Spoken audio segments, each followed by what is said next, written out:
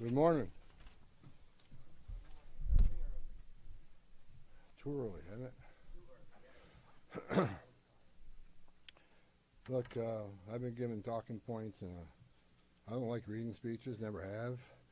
But my chief of staff did put some stuff down here in writing just to make sure I don't miss anything. So I'm going to be reading a little bit, and then we're going to open up for questions. I've been on the ground less than 3 full days. I got in here on Monday. President of the United States called me Monday morning and asked me to deploy here. Got here Monday evening, and I'm staying till the problem's gone. But we've made a lot of progress in the last 3 days. Marcos Charles, he's running ICE operations here. Rodney Scott, Commissioner of Customs and Border Protection, standing here beside me. Good morning, I'm Tom Homan, the Border Czar for President Trump. I'm here on behalf of the President, along with U.S. Commissioner for U.S. Customs and Border Protection, Rodney Scott, and Marcos Charles, who's leading the enforcement effort here right now. I've been on the ground since Monday to regain law and order in the city beloved by many, and work together to remove threats from the community. During the past administration, we'll all remember, more than 10 million illegal aliens entered this nation. Many were national security threats, public safety threats. We can't remember over 2 million known gotaways. 2 million people who paid more to get away. Why? That should scare the hell out of everybody. President Trump promised American people, including the residents of Minnesota, that he would work to ensure our communities are safe. And with that, this administration has absolutely focused on identifying removal aliens that pose a public safety threat and national security threats. And the numbers prove it. The data proves it.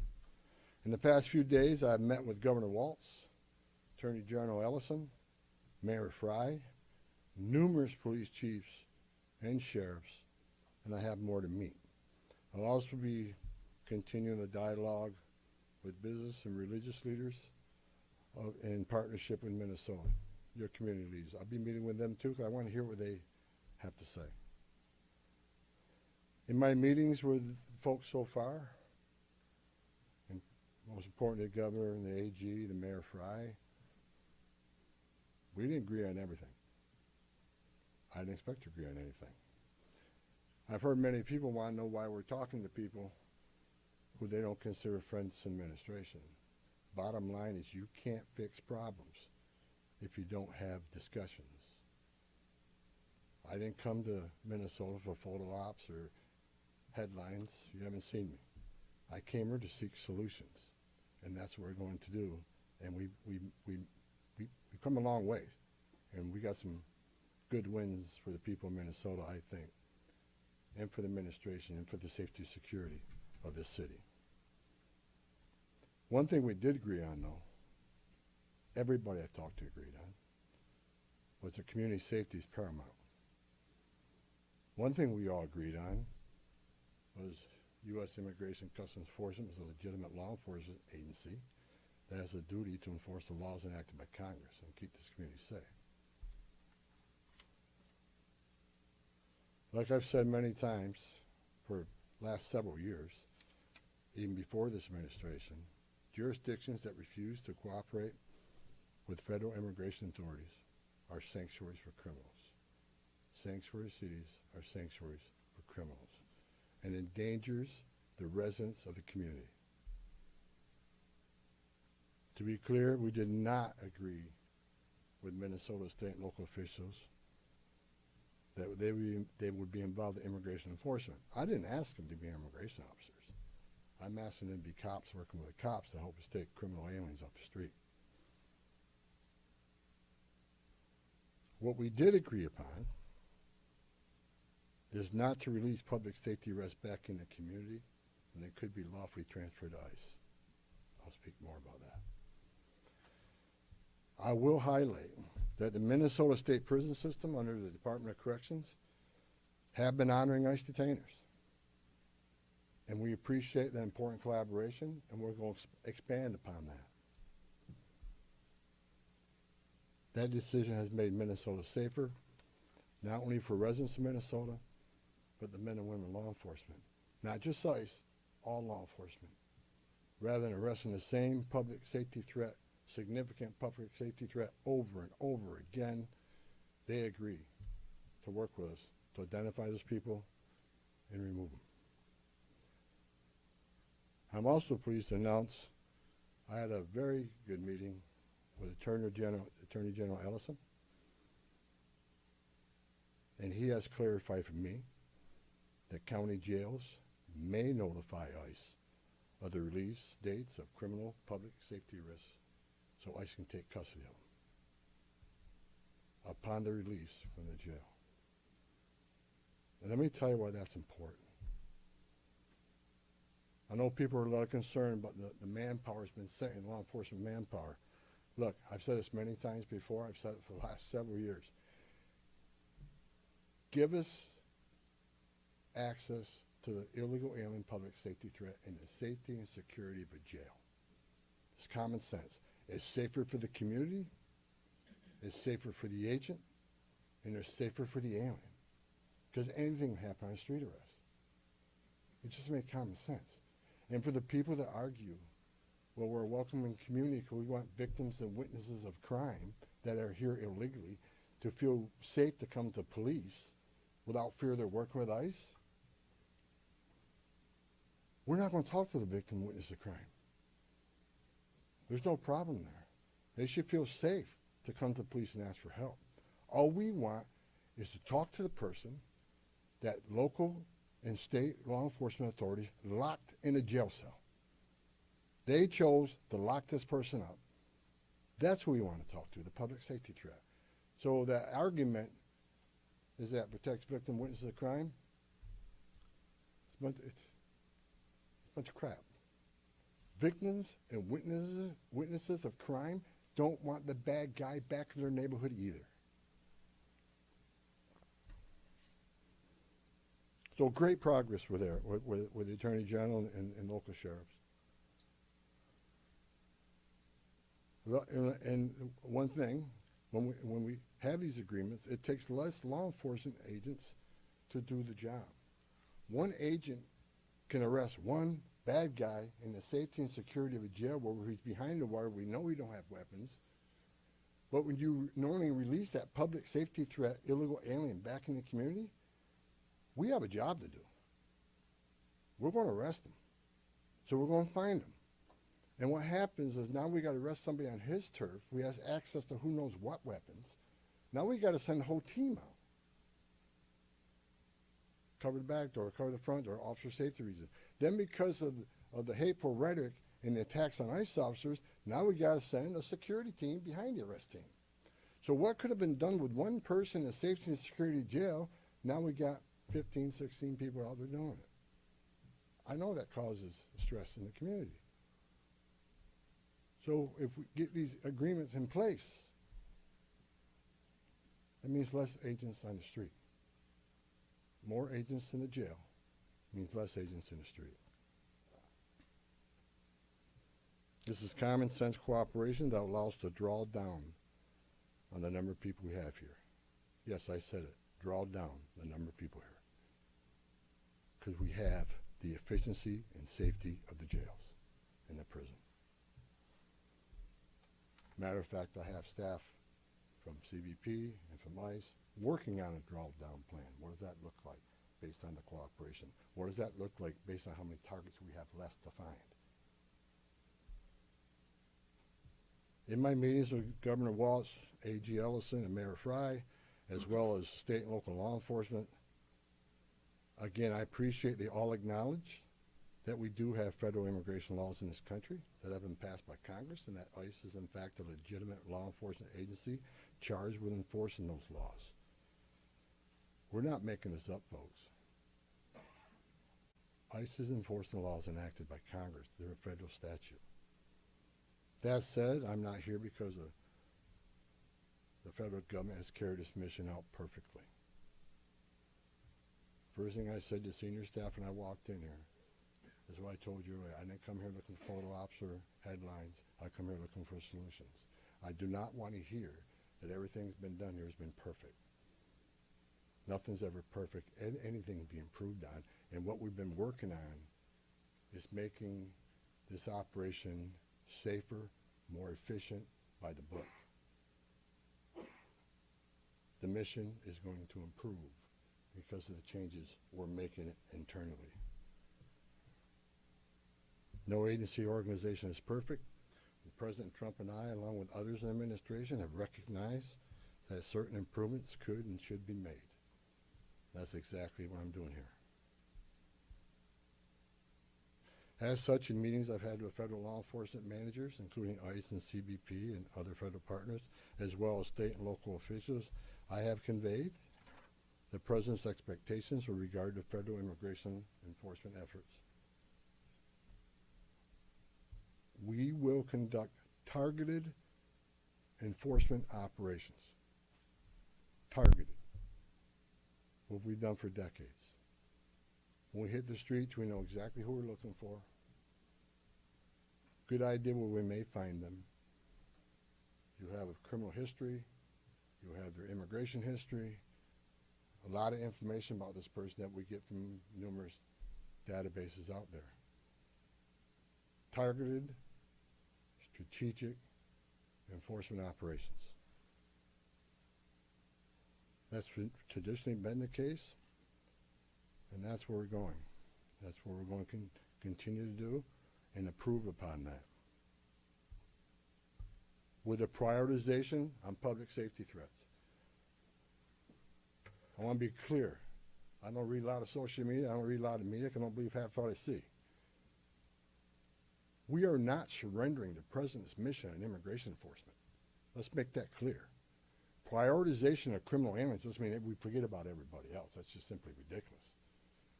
But when you have a criminal standing here and a non-criminal standing there, that criminal always should be targeted first because he's a significant concern to the safety and security of the community. By and large, for decades, ICE and CBP have carried out their duties with integrity, professionalism, and compassion. That remains the expectation under President Trump, and I will, hold our agents and officers to that standard.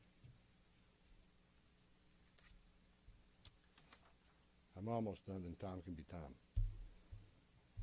As far as the agitators, that said, I want to reiterate and make very clear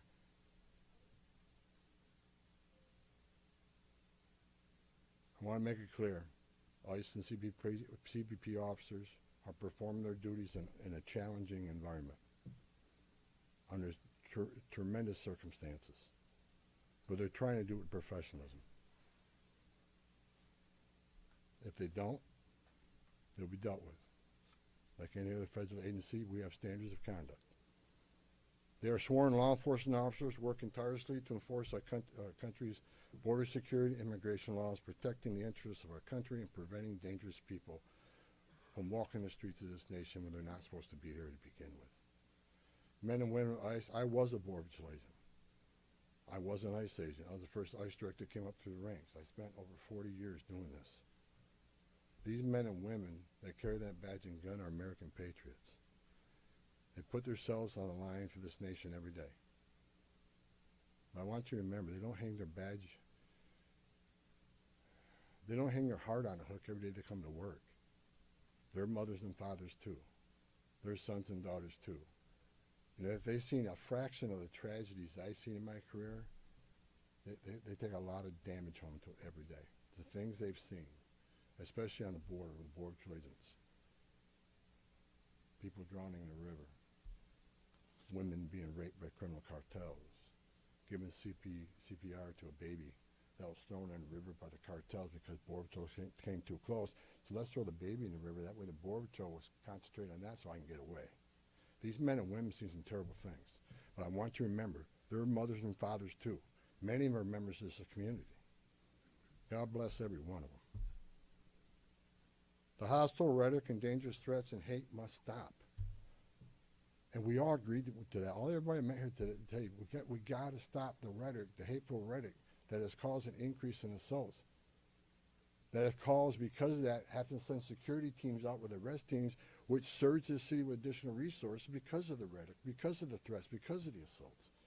Again, with the agreements we've achieved in following through these agreements, with the rhetoric dropping down, that allows us to pull more agents out once we feel the environment's safer.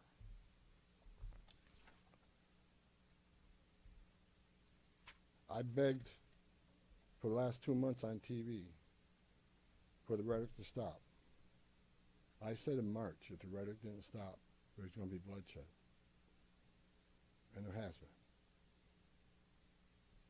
I wish I wasn't right. I don't want to see anybody die. Not officers, not members of the community, and not the targets of our operations.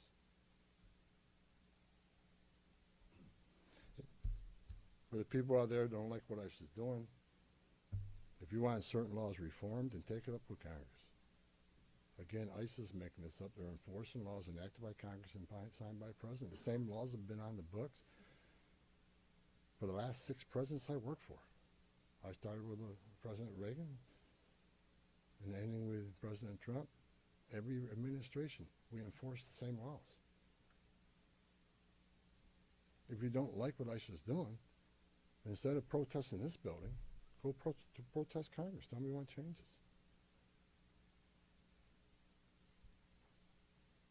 You have your First Amendment rights, I support that. You have the right to protest. I'm just asking you to keep it peaceful. But threatening law enforcement officers, engaging in impeding and obstruction and assault is never okay. And there will be zero tolerance. You interfere, impede, assault ICE officers, you will be arrested. Like I said a bit earlier in my meetings with Governor Walton, Ellison, and Frey, as well as state and local law enforcement, I appreciate they acknowledge this, that public safety should be paramount.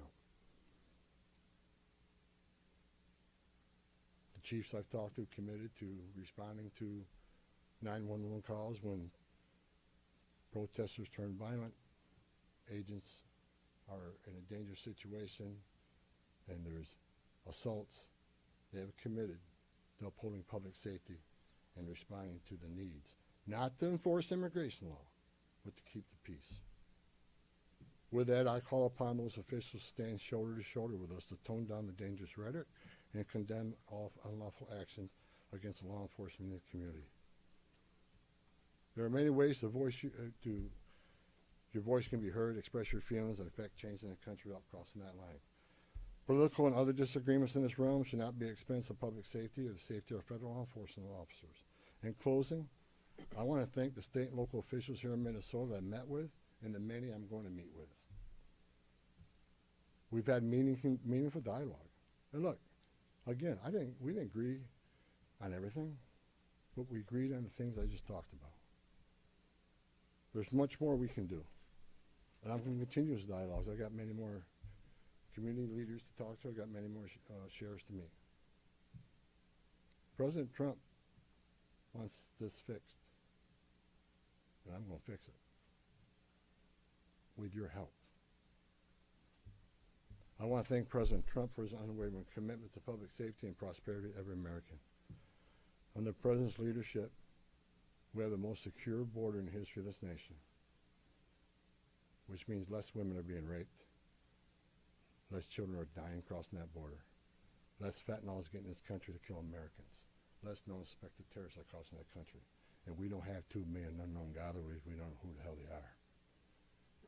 A secure border means we have stronger national security. A secure border saves lives. When 96% less people come in, how many women aren't being sexually assaulted by members of the cartel? How many people aren't dying making that journey? How many Americans aren't dying of fentanyl overdoses? How many women and children aren't being sex trafficked in this nation? The data proves it. Anybody can find that data. So God bless this great nation. God bless Minnesota. We can do better. And I thank your local and state leaders meeting with me. We made some significant gains, significant coordination and cooperation, and you're going to see some massive changes occurring here in this city. Thank you.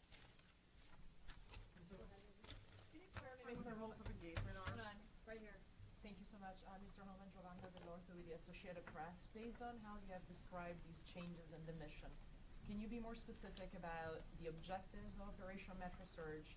If what you have described changes the parameters for interior enforcement only in Minnesota or also in Maine and other places? And finally, when will you consider that those objectives will be achieved and this operation will end? Is it in terms of agents on the ground, in terms of who you're targeting for arrests? The withdrawal of law enforcement resources here is dependent upon cooperation. Like I said, one agent arresting one bad guy in the jail means less agents on the street. We have some agreements. We got more to talk about how we're going to implement those agreements. But as we see that cooperation happen, then the redeployment will happen. Look, target enforcement operations should happen across the nation. That's what we've done for decades. And with target enforcement operations, I've done many of them. It just makes it safer for everybody. When we know exactly what we're looking for, what is his criminal history, what is his immigration history, where's he live, is he in an apartment complex versus a house, has he got a known record for having weapons, it's safer for everybody. Then we know what type of resources we need to go. And, it just makes this operation cleaner, more efficient, and it's proven less violence when we know exactly what we're getting into and we can take the necessary precautions to keep everybody safe. Some of the operations that I've been involved in, we know there's children in the house based on surveillance. So we know you got to be a little bit different when you go into the house because there's going to be children present. So target enforcement operations, the way we've always done it, I think we got away from a little bit. And we're going to make sure we do target enforcement operations. And look, and I will say it again, we are not surrendering our mission at all. We're just doing it smarter. Shimon Prokopez from CNN. Mr. Homan, how did we get here in terms of you had Greg Bovino, who was the face of this immigration operation, the mission, as you say, to having border patrol agents in the interior of this country, stopping U.S. citizens, asking them for ID, creating this fear in places like Chicago and now here. And then finally, it took really the death of Alex Petty for us to get here. How did that happen? Who made the decisions to allow this kind of operation to proceed in this way and to create such fear? Well, look, the Border Patrol, in the last 4 years under Joe Biden, we had an open border where 10, 12,000 people a day are coming across the border. Border Patrol got overwhelmed, which means we sent thousands of ICE agents down there to help deal with that humanitarian crisis, to help secure the border. Now we have millions of people released in this nation, many unvetted. Now we got to find them. Before the big, beautiful bill, we had a total just under 5,000 deportation officers to look for millions of people, many in public safety threats. So yes, we needed Border Patrol to come and help on our mission now. And reason for the massive deployment is because of the threats, because of the violence. Our officers need to be protected. If I'm on an operation, an arrest team, I'm going to a house, I got to be busy with that guy, the dangerous guy, and I can't keep looking over my shoulder at what's happening outside the house. So we brought extra resources in to provide that security. And as I said, as we drill down on these great agreements we got and this great understanding we have means less. So we can draw down those resources. When the violence decreases, we can draw down those resources. But based on the discussions I've had with the governor and the AG, we can start drawing down those resources as far as those looking for public safety threats being released and do it in the jail with much less people. So the drawdown is going to happen based on these agreements. But the drawdown can happen even more if the hateful rhetoric and the impediment and interference will stop. So Border Patrol, I was a Border Patrol agent. These men and women are patriots. God bless them. They're here to help us. And the drawdown will come soon, depending on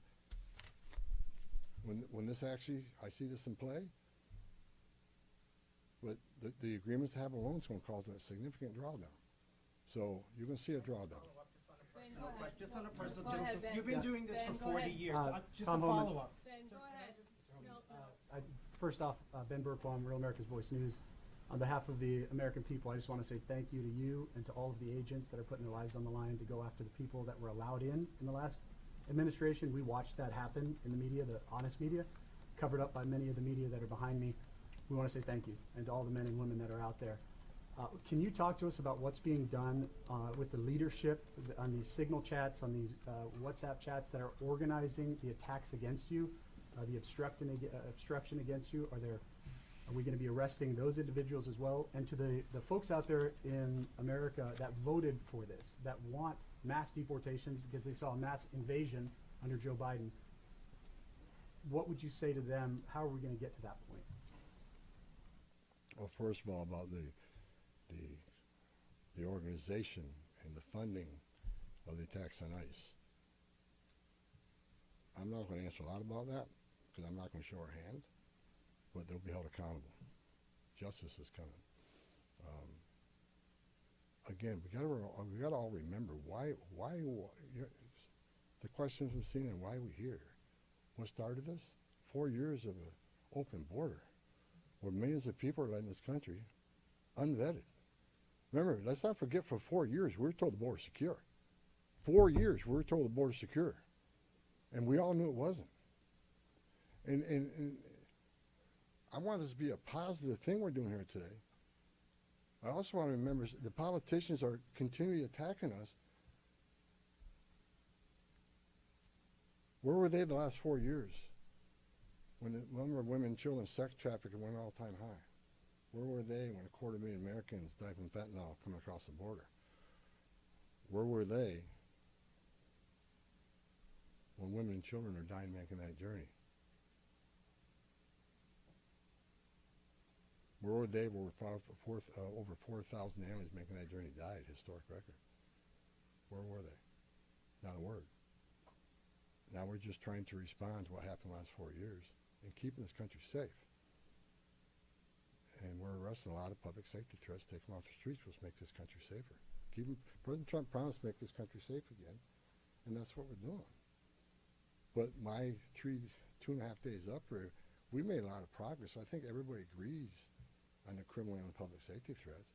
They agree it's much safer and easier to arrest an alien in a facility than send a whole team out in the field that's going to draw anger, because now we got to send a bunch of people to do something that could have been done by 1 or 2 people. And I've said this for years. I have no ill will to anybody in Minnesota. All the people I talk to, we're never going to agree on everything. We have different philosophies and different opinions on immigration, but we all agree this is a way to go to reduce safety, reduce crime, not reduce safety, reduce crime and increase safety for our operations. More people in the jail means less people on the street. It's simple math. Lana Zach, CBS News.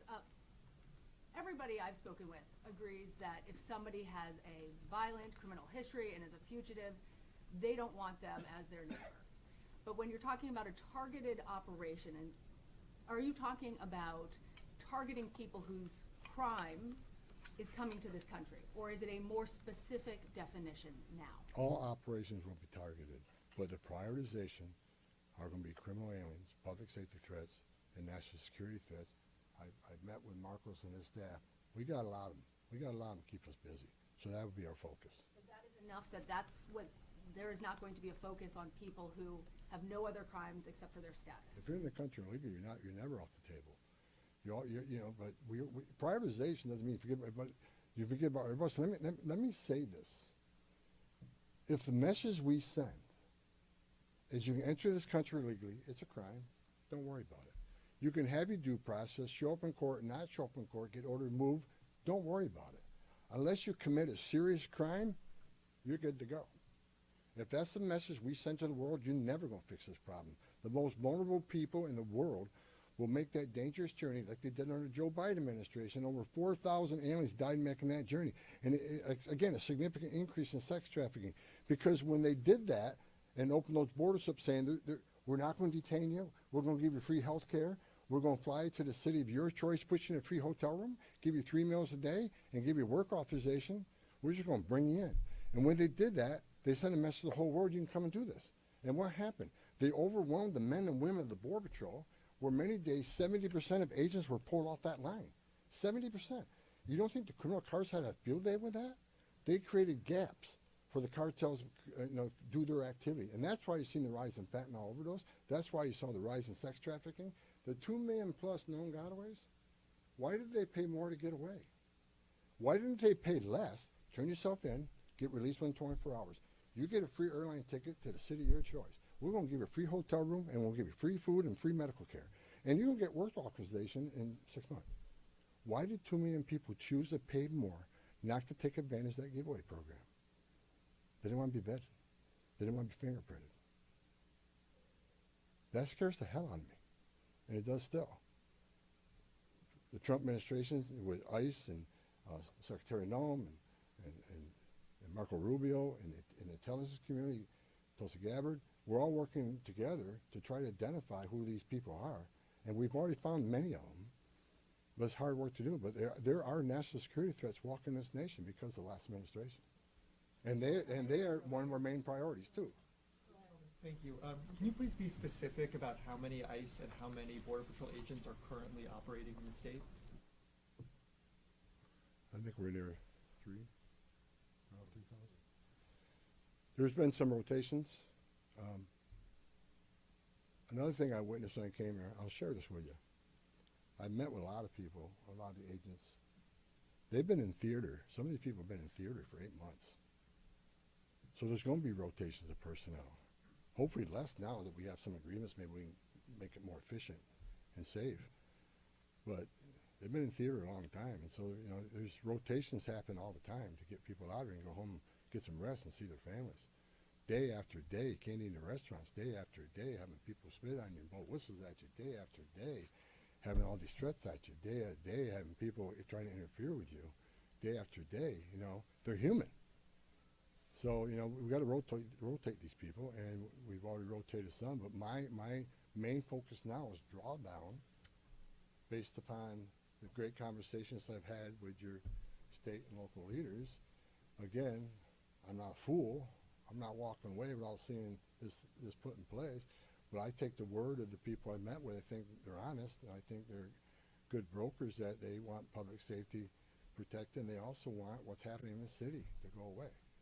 And that's my goal. Last question in the back. Mueller Newsmax. The new video of Alex Preddy is now circulating. Your reaction to that, and do you think law enforcement could have played a role if, like, let's say Mineápolis police were able to respond to that? Have those top law enforcement officials said they'll help or do anything to help these agents who are out here? I'm not going to comment on any of these shootings. I said from day one, I said on any of these shootings, as a career law enforcement officer, we'll let the investigation roll out, let the investigation play out, and let it go where it goes. I'm not going to come out and make any comments that I think is right, wrong. Do I have an opinion? Yeah, my personal opinion, but I'm not going to share that with you. I'm going to tell you, let the investigation play out and see where it goes.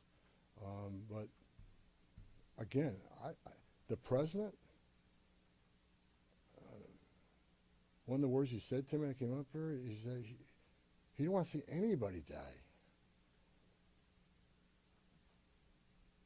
The less interference, the less rhetoric, the less, I have buried Border Patrol agents and I buried ICE agents throughout my career, and the saddest thing I've ever done is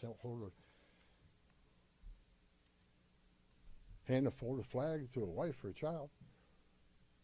I don't want to see anybody die, even the people we're looking for. I don't want to see anybody die.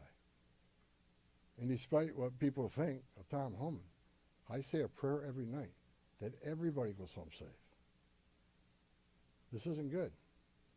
But I think my conversations the last 2.5 days are leading us to a safer community, letting ICE officers operate in the safety and security of a jail more than on the street.